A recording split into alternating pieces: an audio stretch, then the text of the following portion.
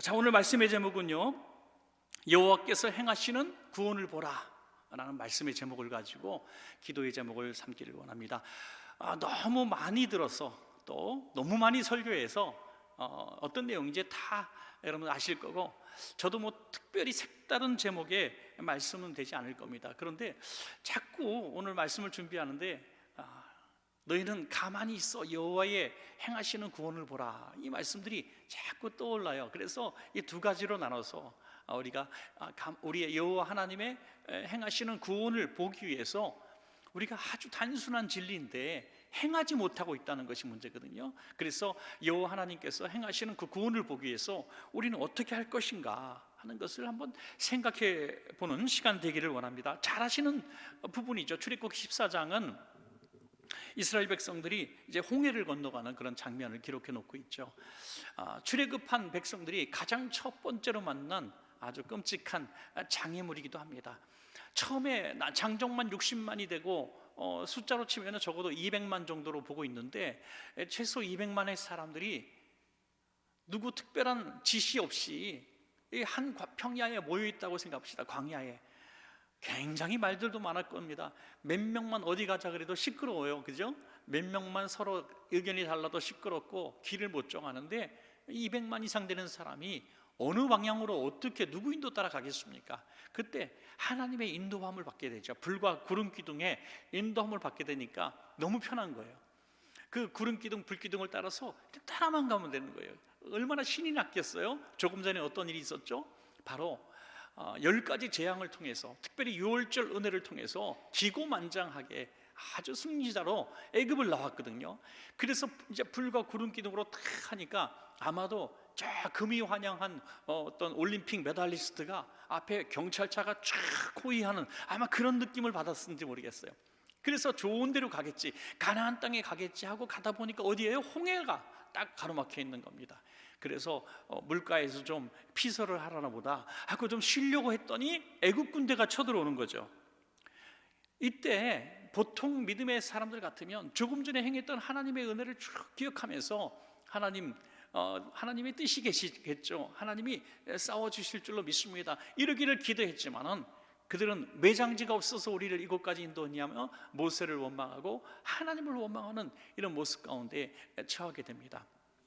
자, 그럴 때에 결국 하나님께서 이 홍해를 통해서 애국 군대를 멸하시고 이스라엘 백성 홍해를 건너게 하시죠. 이런 사건을 통해서 기나긴 광야 생활에 계속 여정이 이제 이어지게 되는 것입니다. 오늘 그래서 이런 홍해 같은 하나님이 인도하시는 길이 분명함에도 불구하고 이런 장애물들이 왔을 때, 여러분 우리 그렇지 않습니까?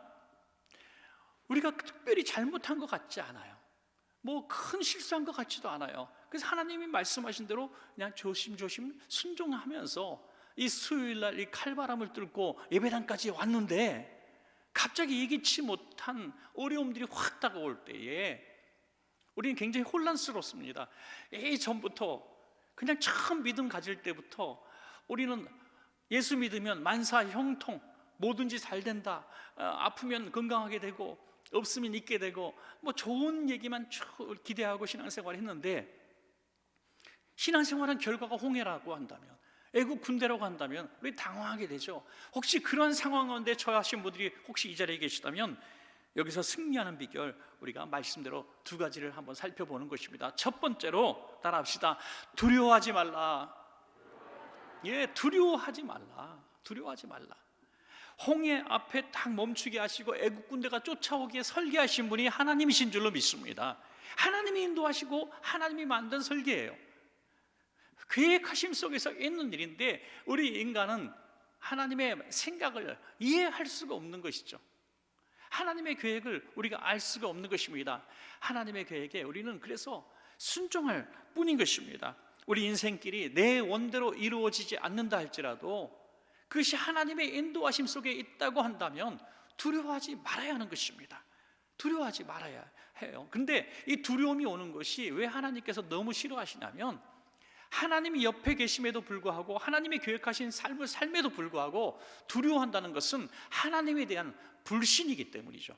하나님은 그것을 싫어하시는 것입니다.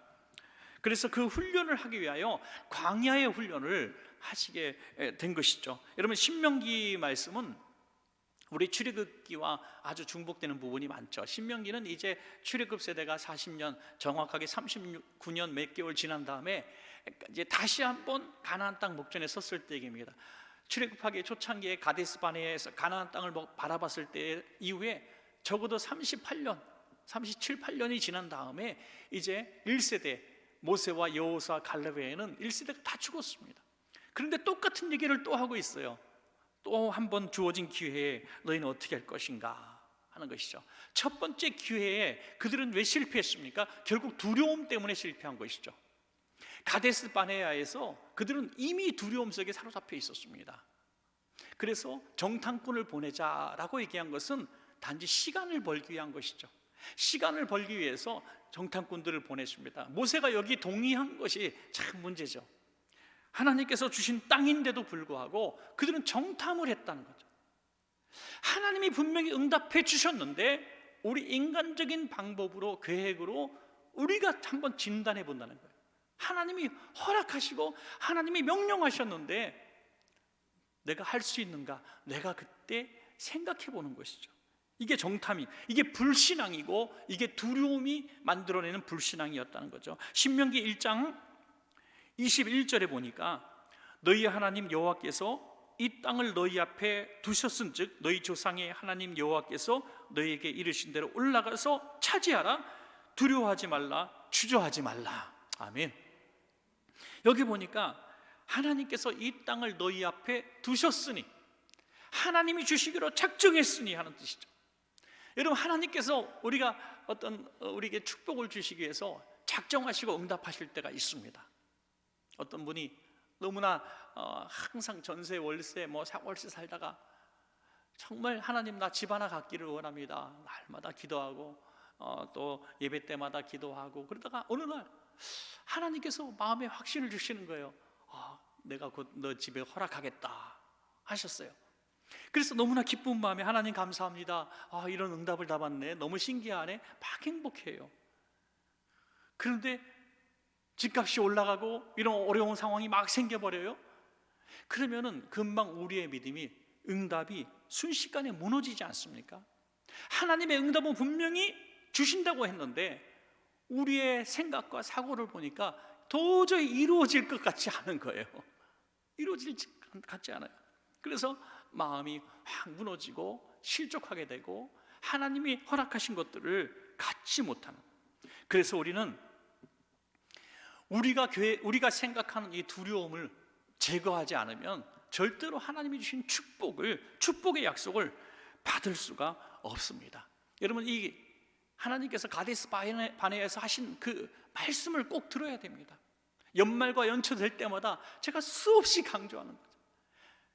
내 귀에 들린 대로 내가 행하리라 하는 거죠. 내 귀에 들린 대로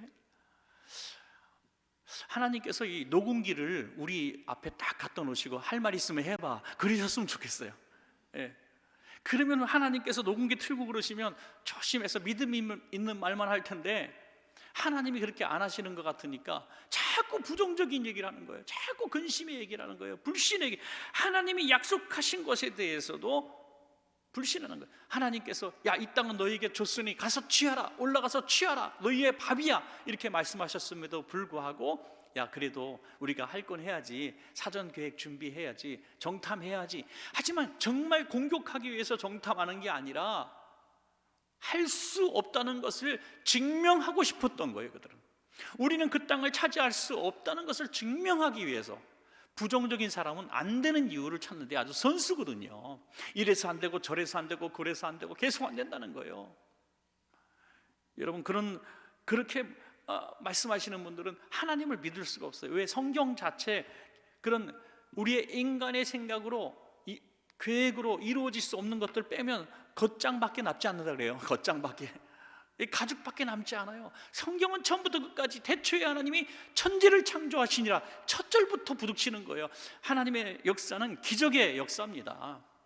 그러므로 우리에게 주신 음성이 있을 때 가장 먼저 우리에게 정말 제거되어야 될 것은 우리 마음속에 할 수 없다고 하는 이런 두려움들 떨쳐 버려내시기를 간절히 바랍니다. 나이도 있고 또 이전에 내가 이렇게 열심히 살아왔는데 잘 되지 않은 부분들 있겠죠. 저는 12의 혈루증 앓던 여인이 12년 동안 자기가 할 수 있는 일을 다 했지 않습니까? 그런데 세 가지 결론을 얻어요. 하나는 재산을 잃어버리고, 또 하나는 괴로움을 잔뜩 당했고, 또 하나는 더 병이 중하여졌던 차에, 이 세 가지 결론밖에 얻을 수 없었어요. 자기의 의지와 노력으로는. 그런데 어느 날 예수님이 지나가신다는 소식을 듣고 그 마음속에 믿음이 생겼습니다. 자기 인간적인 모든 것들을 통해서 해봤는데 안 되었지만 그 마음속의 감동대로 예수님의 옷자락을 만지니까 질병이 떠나간 것입니다. 여러분, 이제 믿음에 한번 도전해 보시라 이거죠. 믿음에 한번 우리가 투자해 보는 것입니다. 모세는 신명기 17장에서 이제 가나안 백성들, 들어가는 백성들에게 두려워하지 말라고 다시 한번 말씀하시는데요, 신명기 7장 19절, 17절부터 19절입니다. 그 비결을 말씀합니다. 내가 혹시 심중에 내 마음속에 이르기를 이 민족들이 나보다 많으니 내가 어찌 그를 쫓아낼 수 있으리요 하리라마는, 그들을 두려워하지 말고 내 하나님 여호와께서 바로와 온 애굽에 행하신 것을 잘 기억하되 내 하나님 여호와께서 너를 인도하여 내실 때에 내가 본 큰 시험과 이적과 기사와 강한 손과 편파를 기억하라. 아멘. 심중에 이르기를, 자꾸 내 마음속이 최고 내가 정복하지 못할 이 가나안 땅이고 홍해라고 하는 거예요. 여러분, 내 마음을 넘어야 된다는 것입니다. 오죽하면 전에 제일 많이 불렀던 찬양 중에서 요즘 잘 안 부르는데, 할 수 있다 하면는데 해보자. 사실 하나님이 허락하지 않으심 속에서 아무리 할 수 있다 하면는데 해보자 해도 안 됩니다. 이거는 사실입니다. 그러나 하나님이 허락하심 속에서 있는 일들은 할 수 있다 하면 된다, 해보자, 해야 된다는 것입니다. 여러분, 우리 수험생들도 굉장히 패배의식 속에 많이 있어요. 이번에 시험 볼 친구들도 참 불쌍하지 않아요? 너무너무 불쌍합니다. 너무너무 근심되고 부모들 마음은 한없이 정말 아이들에 대한 정말 연민 같은 걸 느끼겠죠. 너무 불쌍하잖아요. 그런데 우리 아이들에게도 오늘 이 방송으로 오늘 같이 예배드리는 수험생들이 있다면 여러분 꼭 기억하십시오. 하나님이 여러분과 함께 하십니다. 여러분을 도와주십니다. 여러분의 삶을 책임져 주실 겁니다. 시험 한두 번의 문제가 아니라 여러분의 인생 전체의 설계자고 인도자가 하나님이시라는 큰 그림을 보라는 거예요, 여러분. 그래서 여러분 마음속에 두려움을 먼저 제거해야 하는 것입니다. 그러기 위해서는 과거에 나와 함께 하셨던 그 하나님을 한번 기억해 보세요. 기억해 보세요. 그 힘들고 어려울 때, 다시 말해서 애굽의 바로의 압제에서 고통당할 때 하나님이 어떻게 구원하셨는가 하는 거죠. 지금까지 사실 이렇게 건강하게 예배할 수 있다는 거, 19살 아이가 예배할 수 있다는 것도 하나님의 은혜 아니에요? 질병에서 건져주시고 끔찍한 교통사고 위험에서 건져주시고 오늘 이렇게 신앙 가운데 기도하는 이 아이로 성장하게 된 것이 그 자체가 기적이라고 하는 것입니다. 여러분, 과거에 함께 하신 하나님. 또 하나는 신명기 7장 21절에 보니까 너는 그들을 두려워하지 말라. 너희 하나님 여호와 그 크고 두려운 하나님이 너희 중에 계심이니라. 우리의 두려움이 왜 두려움이냐? 하나님이 내가 앞에 만난 홍해보다도 약하다고 생각하기 때문에 두려운 거예요. 그러나 이 세상에 가장 두려우신 분은 하나님이신 줄로 믿습니다. 여러분. 어떤 운동선수가 이번에 뉴스에 나왔는데 보니까 키가 190에다가 스피드가 대단한, 그러면서 타이틀 제목이 뭐라고 나왔냐면 우리에게는 정말 좋은 일이지만 적에게는 공포, 이렇게 써 있더라고요.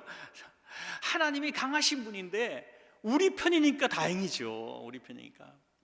그 강하신 하나님이 우리 편이고 우리를 도와주시겠다고 약속해 주셨다는 것입니다. 그러므로 하나님을 향한 두 가지 마음이 늘 있어야 돼요. 하나는 하나님을 두려워하는 마음, 그리고 하나님을 정말 감사하는, 하나님을 의지하는 마음. 이 두 가지가 항상 있어야 되는, 요셉 같은 사람이 이 두 가지 마음을 잘 보여주지 않습니까? 어떤 악의 유혹이 있을 때는 하나님이 보시니까 내가 이 악을 행할 수가 없습니다. 그 두려우신 하나님을 봤어요. 그러나 억울한 일을 당하고 애매히 고난 당할 때에는 나와 함께 하시는 하나님을, 여호와가 나와 함께 계시니 형통하였더라 라는 구절처럼 그 의지하는 마음을 잃어버리지 않았다고 하는 것입니다. 오늘 그 좋으신 하나님이 바로 우리의 하나님이다, 우리가 선포하게 된다면 우리에 있는 모든 두려움들은 떠나갈 것입니다. 여러분 속에 있는 어떤 종류의 두려움이든지 하나님보다 강한 분은 없습니다.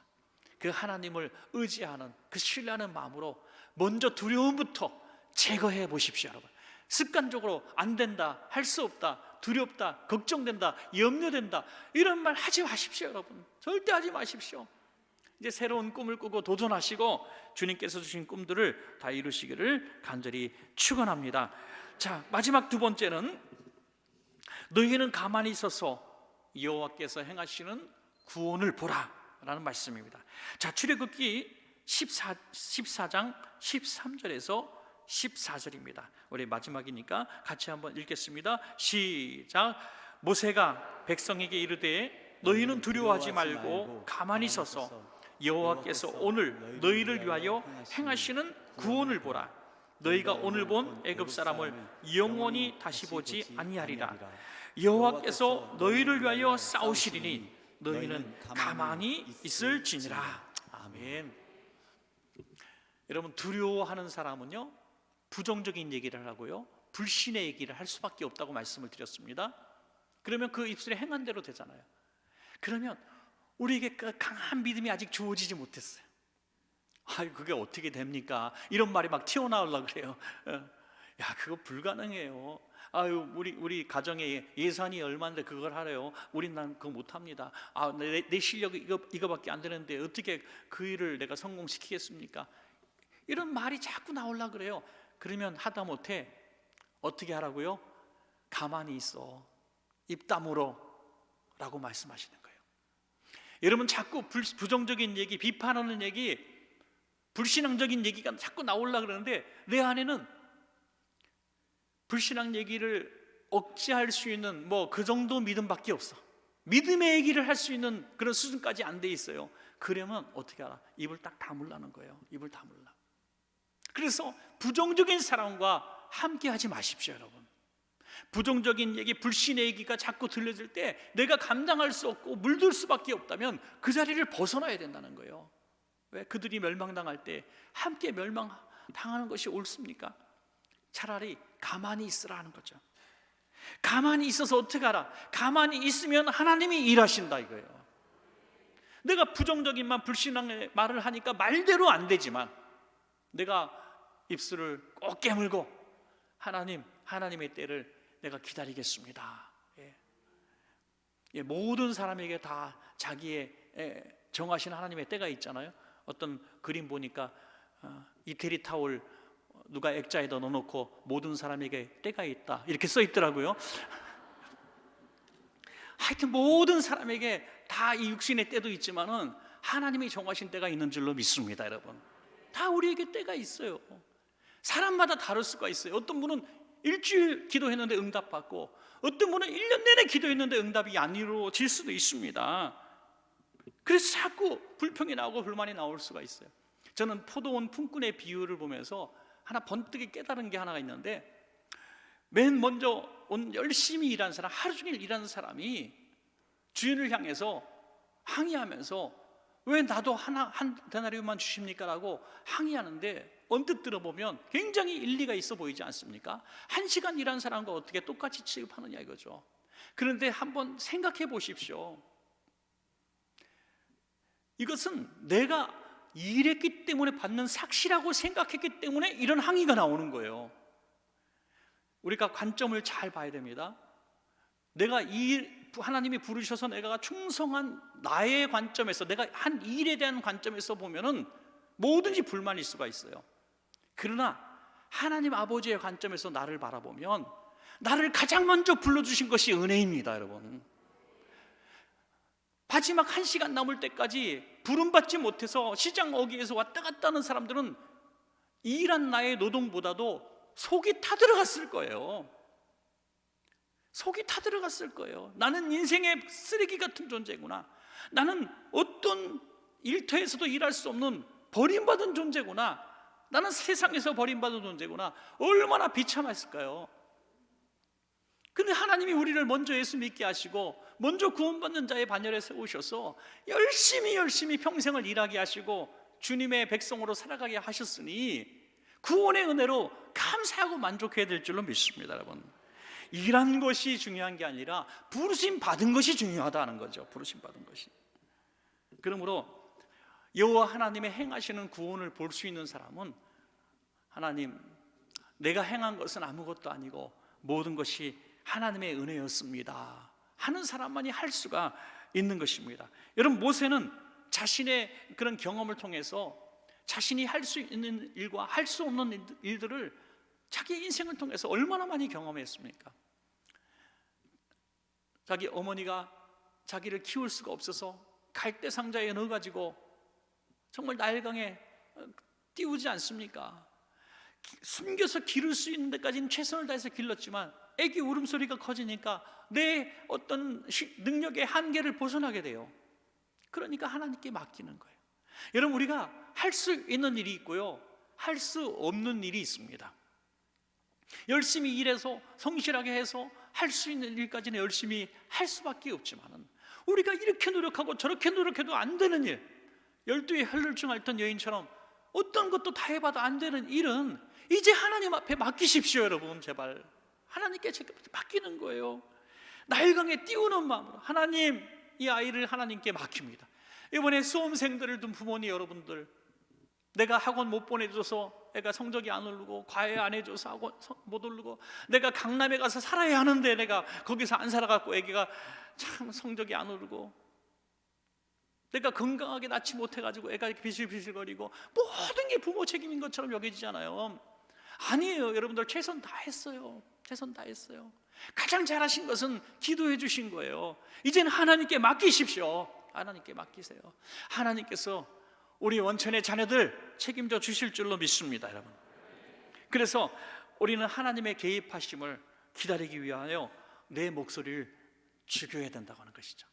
하나님의 하실 음성을 듣고 하나님의 하실 일들을 보는 것입니다. 여러분, 그런 말이 있잖아요.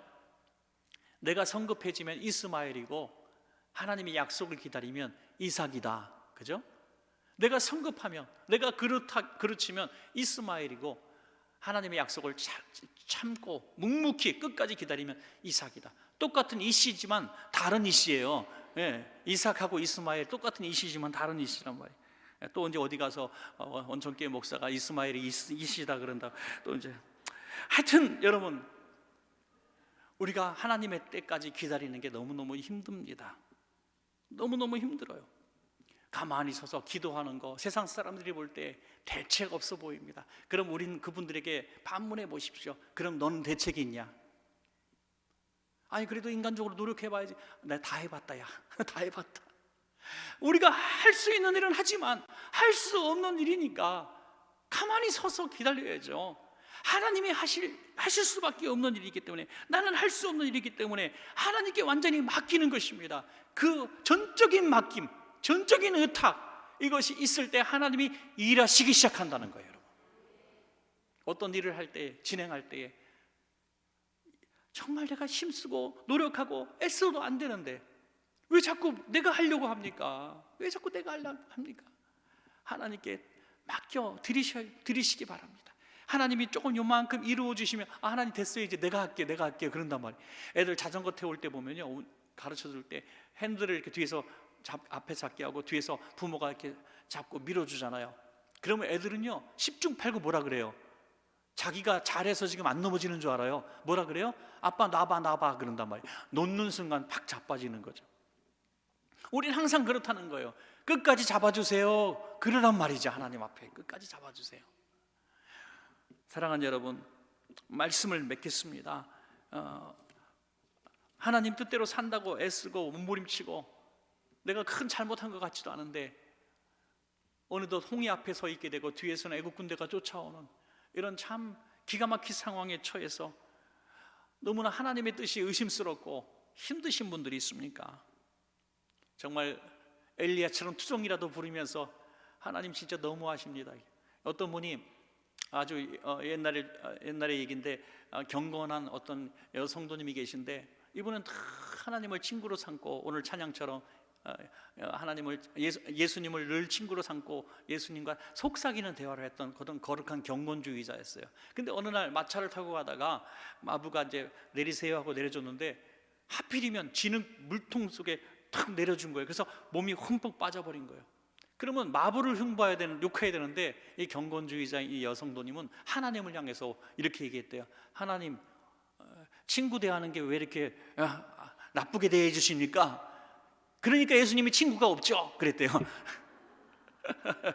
그냥 얼마나 친밀하게 예수님을 친구처럼 생각했으면 그런 정말 우연히 일어난 정말 흙탕 속에 빠져버리는 이런 사건을 통해서 예수님을 향해서 예수님 왜 나한테 이랬어요? 그러니까 예수님 당신이 친구가 없는 거지, 이렇게 농담을 주고받으실 정도로 예수님을 의식하며 살았다는 거죠.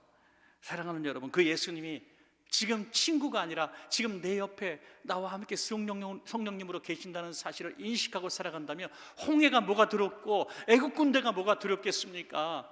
두려워하지 마시기 바랍니다. 그리고 내가 할 수 없는 일이기 때문에, 불가항력적인 일이기 때문에 하나님께 맡기십시다. 침묵하고 기도할 뿐입니다. 하나님께서 행하시는 일들을 그래야 우리가 보게 되는 그런 복된 날 우리에게 올 줄로 믿습니다.